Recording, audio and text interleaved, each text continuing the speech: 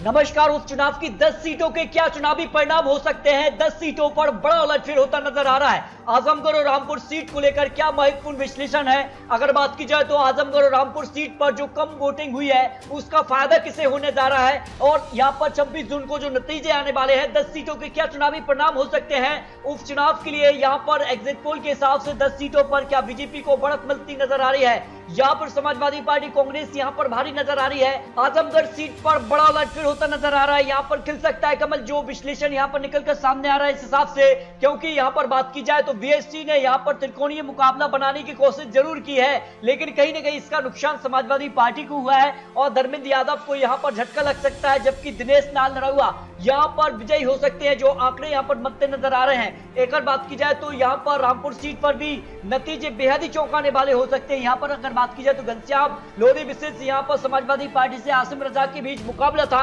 लेकिन यहां पर भी कम वोटिंग यहां पर देखने को मिली है। इस हिसाब से पंजाब में काफी बड़ा उलटफेर हो रहा है। पंजाब में यहां पर संगरूर लोकसभा सीट पर आम आदमी पार्टी जीत दर्ज कर सकती है। उपचुनाव के लिए लोकसभा की 3 सीटें थी, जिनमें अगर बात की जाए उत्तर प्रदेश के लिए आजमगढ़ सीट पर बीजेपी को जीत मिलती नजर आ रही है, जबकि अगर बात की जाए तो रामपुर लोकसभा सीट पर यहां पर समाजवादी पार्टी बीजेपी में कांटे की टक्कर हो सकती है। बीजेपी भी जीत सकती है और समाजवादी पार्टी भी यहां पर जीत दर्ज कर सकती है, जो आंकड़े यहां पर बनते नजर आ रहे हैं। इसके अलावा 7 सीटों पर उपचुनाव भी हुआ है और 7 सीटों के क्या यहां पर गणित बनता नजर आ रहा है। एग्जिट पोल के हिसाब से 7 सीटों में जो विधानसभा सीटें के लिए अगर बात की जाए त्रिपुरा की 4 सीटें हैं, इनमें बीजेपी को अगरतला विधानसभा उपचुनाव पर जीत मिल सकती है, जबकि अगर बात की जाए टाउन बद्रबली विधानसभा उपचुनाव पर बीजेपी को जीत मिल रही है, जबकि सुरमा विधानसभा सीट पर भी बीजेपी जीत दर्ज कर सकती है।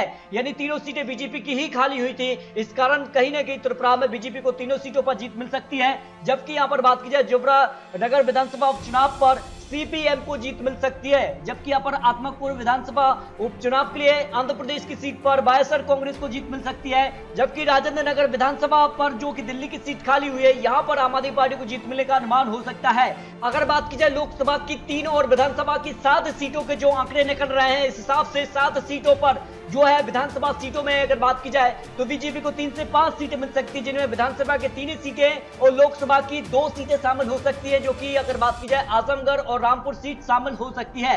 समाजवादी पार्टी 0 से 2 सीटों पर आ सकती है।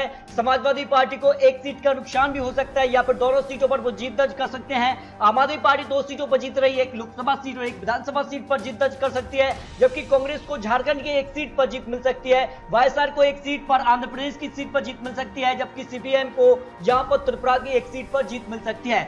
तो ये 10 सीटों के चुनावी अनुमान आपको दिखाए हैं, लेकिन आपको क्या लगता है इन सीटों पर किसका पलड़ा भारी हो सकता है? इस पर अपनी राय कमेंट बॉक्स में जरूर रखिए, क्योंकि 26 जून को इन 10 सीटों के चुनावी नतीजे घोषित किए जाएंगे, तो उसको भी आपको बहुत जल्द अपडेट देने वाले हैं। तो आपको क्या लगता है, अपनी राय रख सकते हैं। मिलते हैं सटीक महत्वपूर्ण जानकारी के साथ, तब तक के लिए जय हिंद, जय भारत।